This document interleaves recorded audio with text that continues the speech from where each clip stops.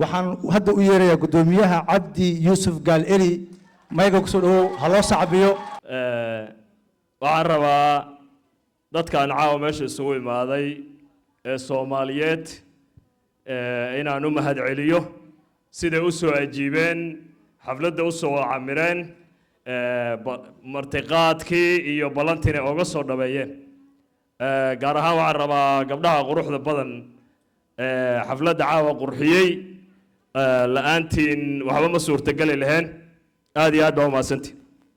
waxaan rabaa mahad celintaas kadib inaan u mahad celiyo tiimkii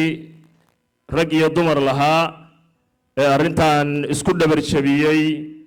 ee ka soo shaqeeyey oo habeen iyo maalin aana ka seexanin oon ogahay shaqada ay soo qabteen waqtigooda ku bixiyey lacagtooda ku bixiyey timekooda ku bixiyey qofka bini'aadanka waxaa la dhahaa markii laga saaro naftiisa waxa kaloo ugu qiimo badan uu bixiyo waa waqtigiisa wey marka kulligiin dhammaantiin waqtigiinni baad bixiseen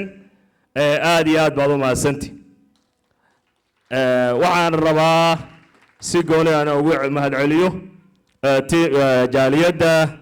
Puntland Diaspora Association oo caawa noo sameysay inay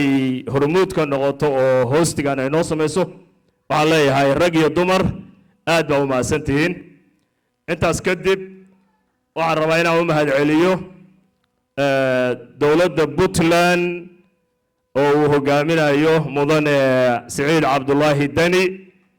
madaxweynaha ku-xigeenka Lugator iyo gudoomiyaha baarlamaanka iyo xukuumadda Puntland dhammaanteed sida ay u liid gareeyeen dalka waxaan leeyahay aad iyo aad iyo aad baa u mahadsantihiin especially waddanka waad ogtihiin dagaal buu soo galay waqti adag baa la soo maray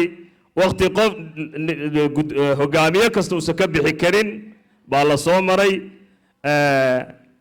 dadka si u liid gareeyeen iyo dal iyo dibadda isugu xidheen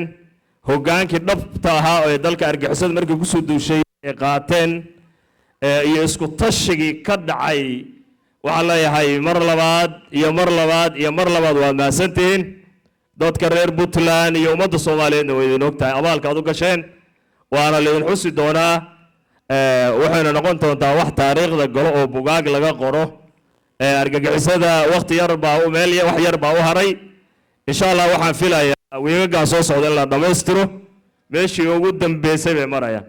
dawladda waxaan leenahay wada shaqeyn joogto ah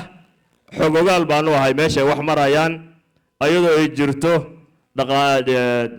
duruufo dhaqaaleed duruufo magaceedii dhulka oo dhul buuro ah ayadoo ay tahay isku tashi haddana hoggaanka ay qaateen aad iyo aad bay u mahadsan yihiin waxay waqtigana waa yar yahay doonle waxaan u istaagay inaan shirka noo furo shirkana waa furan yahay aad iyo aad baa u mahadsantihin